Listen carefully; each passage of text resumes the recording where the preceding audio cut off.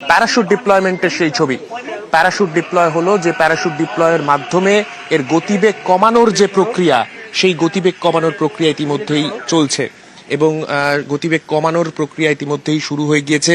এবং যেটা নিয়ে সব থেকে বেশি চিন্তা থাকে, অর্থাৎ নিচের যে অংশটা, সেইখানেই সেই হিটশিল্ড থাকে, সেই হিটশিল্ড ক্ষতিগ্রস্ত হলে সেক্ষেত্রে একটা ভয়ের ব্যাপার ছিল, কিন্তু সেই জায়গাটা ছবিতে এবং এখনো পর্যন্ত যে আপডেট আসছে তাতে কিন্তু আপাতত কোনো ভয়ের কোনো চিহ্ন এই মুহূর্তে নেই। সেই হিটশিল্ড সফলভাবে কাজ করেছে এবং সেই মহাকাশযান ইতিমধ্যেই প্রশান্ত মহাসাগরের দিকে এগিয়ে আসছে। ইতিমধ্যেই প্যারাশুট ডিপ্লয়মেন্ট হয়ে গিয়েছে, মেইন প্যারাশুট ডিপ্লয়মেন্ট এখনো বাকি রয়েছে। দুটি প্যারাশুট ইতিমধ্যে আমরা দেখতে পাচ্ছি ডিপ্লয় হয়েছে, আরো দুটি প্যারাশুট ডিপ্লয়মেন্ট এখনো পর্যন্ত বাকি এবং এই প্যারাশুট ডিপ্লয়মেন্টের মাধ্যমেই আস্তে আস্তে গতিবেগ কমানোর যে প্রক্রিয়া, সেই গতিবেগ কমানোর প্রক্রিয়া ইতিমধ্যেই শুরু হয়েছে। দেখতে পাচ্ছি আমরা সেই ছবি, প্যারাশুট খুলে গিয়েছে এবং আস্তে আস্তে গতিবেগ কমিয়ে প্রশান্ত মহাসাগরের দিকে এগিয়ে আসছে এই মহাকাশযান স্পেস এক্স ড্রাগন। তার যে ক্যাপসুলে করে মহাকাশচারীরা রয়েছেন, সেই মহাকাশচারীরা আস্তে আস্তে প্রশান্ত মহাসাগরের বুকে ফ্ল্যাশ ডাউনের প্রক্রিয়া, সেই ছবি দেখতে পাচ্ছি আমরা। ফ্ল্যাশ ডাউন ইতিমধ্যেই প্রায় শেষ লগ্নে চলে এসেছে, আর অল্প কিছু সময়ের অপেক্ষা, তারপরেই যে প্রশান্ত মহাসাগরের উপরের জলের যে পৃষ্ঠ, সেই পৃষ্ঠে নেমে আসবে এই মহাকাশযান। এবং আস্তে আস্তে যে কথাটা কিছুক্ষণ আগেই আমরা দেখছিলাম, রাকেশ বাবুও বলছিলেন যে একটা মারাত্মক গতিবেগ, যে গতিবেগে বায়ুমণ্ডলে প্রবেশ করেছিল এই মহাকাশযান, সেই গতিবেগ আস্তে আস্তে কমিয়ে একটা যথেষ্ট কম একটা গতিবেগে এরকম ভাবে প্যারাশুট ডিপ্লয়মেন্টের মাধ্যমে জলের ওপর আস্তে আস্তে নেমে আসছে এই মহাকাশযান। অবশ্যই ভেতরে যারা রয়েছেন প্রত্যেকেই সুরক্ষিত আছেন বলেই এখনো পর্যন্ত মনে করা হচ্ছে, কেননা যে কমিউনিকেশন এরারের যে ফেজ ছিল, সেই ফেজ ইতিমধ্যেই পেরিয়ে এসেছি আমরা এবং স্বাভাবিকভাবে যোগাযোগ করা সম্ভব হয়েছে এই মহাকাশযানের সঙ্গে। এবং সেই জায়গায় দাঁড়িয়ে একেবারে সফলভাবে এই মহাকাশযানকে পৃথিবী পৃষ্ঠে ফিরিয়ে আনা সম্ভব হয়েছে ইতিমধ্যেই নিচ থেকে, অর্থাৎ যে ইউএস নেভির তরফে যে ব্যবস্থা রাখা হয়েছে এই মহাকাশযান থেকে মহাকাশচারীদের উদ্ধার করার জন্য, সেই জলযান থেকেই সেই ছবি আপনারা দেখতে পাচ্ছেন। সেই ছবি ইতিমধ্যে, এবং ইতিমধ্যেই যে কথা বলছিলাম যে কমিউনিকেশন গ্যাপ যেটা ছিল মাঝখানে, সেই পর্ব ইতিমধ্যেই সম্পন্ন হয়েছে এবং তারপরে ফের কমিউনিকেট করা সম্ভব হয়েছে ভেতরের সঙ্গে। সেই মহাকাশযানের ভেতরে যারা মহাকাশচারীরা রয়েছেন তাদের ছবি এই মুহূর্তে আপনারা দেখতে পাচ্ছেন। একেবারে সঠিক সেই ছবি আমরা দেখাচ্ছি। অবতরণের আগে মহাকাশযানের প্যারাশুট খুলেছে এবং পৃথিবীর বায়ুমণ্ডলে মহাকাশযান প্রত্যেকে সুরক্ষিত রয়েছে, যেমনটা আমাদের প্রতিনিধি সান্নিক বলছিলেন। এবং ধাপে ধাপে গতিবেগ কমানো হচ্ছে এবং ফ্লোরিডা উপকূলের যে আবহাওয়া, যে ছবিটা আমরা দেখতে পাচ্ছি, সেই আবহাওয়া একেবারে অনুকূল, ঝকঝকে আকাশ দেখা যাচ্ছে ফ্লোরিডা উপকূলে। এবং যে ছবি আপনাদের দেখাচ্ছে, বলছিলাম যে এটা অনেকবারই পরীক্ষিত এবং যদি কোনো কিছু আননোন কোনো একটা অজানা একটা বিপদ না ঘটে তাহলে কিন্তু সেরকম উদ্বেগের কোনো কারণ নেই। সেটাই প্রমাণ করলো। এখন বাকি যেটুকু রয়েছে সেটা কিন্তু শুধুই সময়ের অপেক্ষা। বাকি বোধহয় মেডিকেল প্রফেশনালরা তাদের কাজ করবেন, কিন্তু এই মুহূর্তে যেটা নভশ্চররা বা জ্যোতির্বিজ্ঞানীরা যেটার জন্য অপেক্ষা করছিলেন, সেইটা তো একেবারে সাকসেসফুল। তাহলে পুরোপুরি সাকসেসফুল, এখন আমরা সেলিব্রেট করতে পারি, এটা বলতে পারি।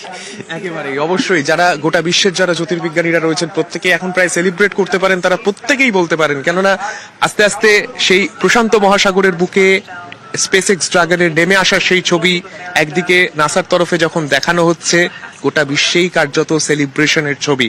কেননা এই মহাকাশযান পৃথিবীতে ফেরানোর ক্ষেত্রে একটা গুরুত্বপূর্ণ ভূমিকা ছিল গোটা বিশ্বের, এবং অবশ্যই সেই ছবি আমরা দেখতে পেলাম। প্রশান্ত মহাসাগরের বুকে নেমে এলো স্পেস এক্স ড্রাগন এই মুহূর্তে। সেই ছবি সোনিয়া তুমিও দেখতে পাচ্ছ। অবশ্যই আমরা প্রত্যেকে আজকে সারা দিন ধরে যে মুহূর্তের জন্য অপেক্ষা করেছি, আনডকিং থেকে শুরু করে সেখান থেকে একেবারে ফ্ল্যাশ ডাউন পর্যন্ত প্রতিটা মুহূর্তের আপডেট আমরা নজরে রেখেছিলাম। আর সেই স্পেস এক্স ড্রাগনের সেই মহাকাশযান ইতিমধ্যেই প্রশান্ত মহাসাগরের বুকে নেমে এলো। একেবারে সান্নিক সেই ছবি আমরা দেখাচ্ছি একেবারে সরাসরি, এবং পৃথিবীর কক্ষপথে স্পেস এক্স এর ড্রাগন এবং অপেক্ষার অবসান বলা যায় ইতিমধ্যে। যে ছবি সরাসরি আপনাদের দেখাচ্ছি, পৃথিবীতে সুনিতারা প্রত্যেকটা মানুষ, গোটা বিশ্ব অপেক্ষা করছিল এই মুহূর্তে, প্রত্যেকে অপেক্ষা করছিলেন যে কতক্ষণে সেই মহেন্দ্রক্ষণ আসবে এবং অপেক্ষার অবসান বলা যায়। আবারও সান্নিকের কাছেই আমি যাব। সান্নিক, সফলভাবে সবটা সম্পন্ন হলো, অপেক্ষার অবসান বলা যায়। We have visual confirmation of splashdown.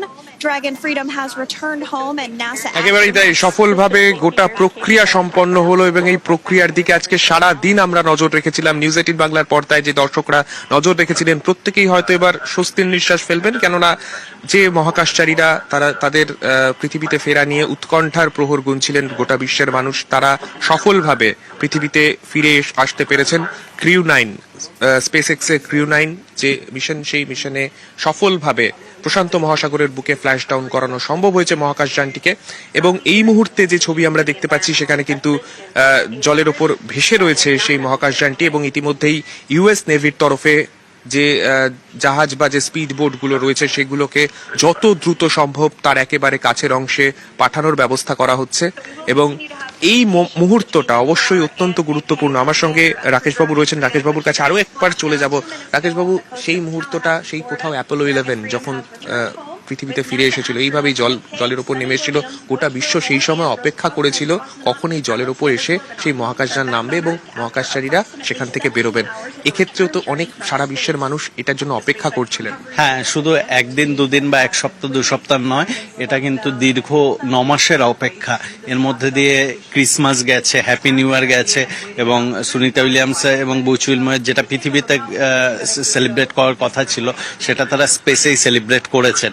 এবং অনেকে এটা ভাবতে পারেন তাদের লাইফটা ওখানে একটু হয়তো এই সেলিব্রেশন বাইরে বোর্ডম ছিল, কিন্তু সেটা নয়।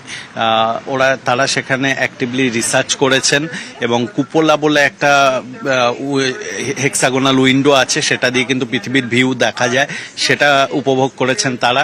এবং এই ইন্টারন্যাশনাল স্পেস স্টেশন যেটা কিনা প্রায় 16 বার দিনে পাক খায় পৃথিবীর চারিদিকে এবং 90 মিনিট করে লাগে একবার পাক খেতে পৃথিবীকে, তো সেটা কিন্তু তারা কাটিয়েছেন।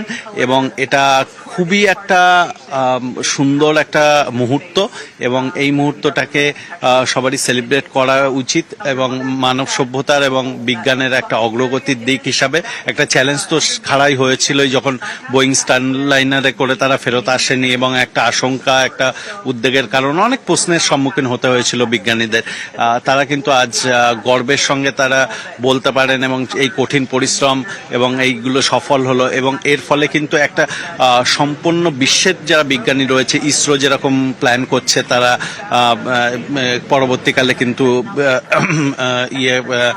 আপনার পরবর্তী মিশন যেটা রয়েছে সেটা চালু করবে, তো সেটাতেও কিন্তু একটা বড় একটা কনফিডেন্স পাওয়া যাচ্ছে যে না, আমরা কিন্তু পারি এবং বিজ্ঞানীরা এবং ইঞ্জিনিয়াররা সম্মিলিতভাবে চেষ্টা করলে এই ধরনের গগনযানের মতন মিশনও অদূরে সম্ভব হতে চলেছে। এবং ইন্ডিয়ার অ্যাস্ট্রোনট যাদের ট্রেনিংও করা হচ্ছে তাদের যাওয়ার জন্য আমরা হয়তো এবার আর একবার নিউজ 18 বাংলায় মিট করব, সেটা হয়তো শুধু সময়েরই অপেক্ষা যখন ইন্ডিয়ান অ্যাস্ট্রোনটরা এরকম ভাবে গগনযান থেকে ফিরে আসবে। অবশ্যই সেই অপেক্ষা আমরা প্রত্যেকেই করব, অন্তত প্রত্যেক ভারতীয় তো সেই অপেক্ষা করবে। এক ভারতীয় বংশোদ্ভূতর ফেরা নিয়ে আমরা এতটা অপেক্ষা করেছি, এতটা উন্মাদনা নিয়ে প্রত্যেক ভারতীয় অপেক্ষা করেছে, অবশ্যই গগনযানের বিষয়ে আমরা অপেক্ষা করব।